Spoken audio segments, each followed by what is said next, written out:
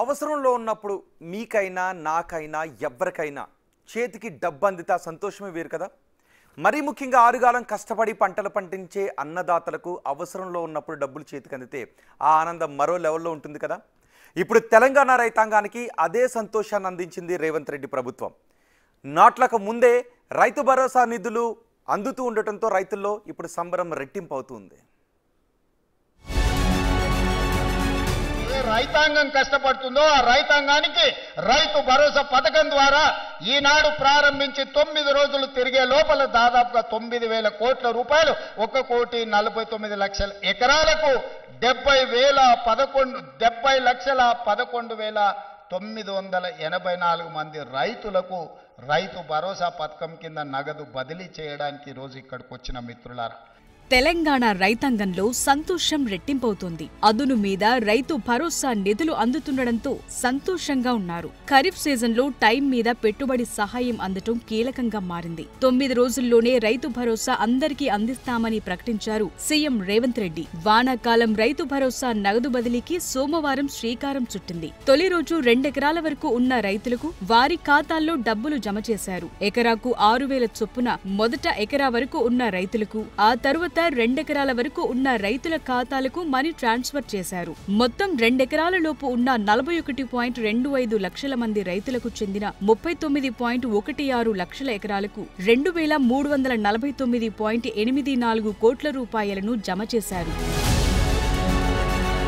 ఇక ఇవాళ అంటే జూన్ 17న 3 ఎకరాల వరకు భూమి ఉన్న రైతులకు రైతు భరోసా వేశారు. మొత్తం ప్రక్రియను కేవలం 9 రోజుల్లోపే పూర్తి చేయాలని తెలంగాణ ప్రభుత్వం టార్గెట్ పెట్టుకుంది. గతంలో బీఆర్ఎస్ హయాంలో రైతు బంధు వేయటానికి ఎకరానికి 1 రోజు చొప్పున 10 రోజుల నుంచి 16 రోజుల దాకా డబ్బులు అకౌంట్లలో ట్రాన్స్ఫర్ చేసిన సందర్భాలున్నాయన్న చర్చ ఇటీవలి మంత్రివర్గ సమావేశంలో జరిగింది. అయితే అలా కాకుండా ఈసారి కంప్లీట్ వారంలోపే రైతుల ఖాతాల్లోకి రైతు భరోసా నిధులు అందించేందుకు ప్రణాళిక రెడీ చేసి పెట్టుకుంది రేవంత్ ప్రభుత్వం.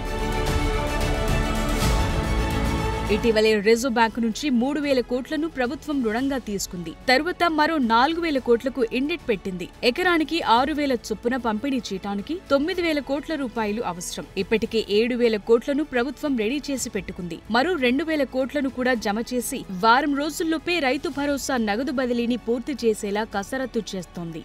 మరోవైపు భూముల క్రయ విక్రయాలు, మ్యూటేషన్తో యాజమాన్య హక్కులు పొందిన కొత్త రైతులను రైతు భరోసా పథకంలో చేర్చేందుకు కూడా రేవంత్ ప్రభుత్వం ఉత్తర్వులు జారీ చేసింది. జూన్ 5వ తేదీ వరకు కొత్తగా పట్టాదారు పాస్ పుస్తకాలు వచ్చిన రైతులను ఈ రైతు భరోసా పథకంలో చేర్చాలని, ఈ నెల 20వ తేదీలోపు నమోదు పూర్తి చేయాలని వ్యవసాయ శాఖ డైరెక్టరేట్ నుంచి ఆదేశాలు జారీ చేశారు. సో కొత్తగా పాస్ బుక్స్ పొందిన వారికి కూడా తెలంగాణ ప్రభుత్వం తీపి కబురు అందించినట్లయింది.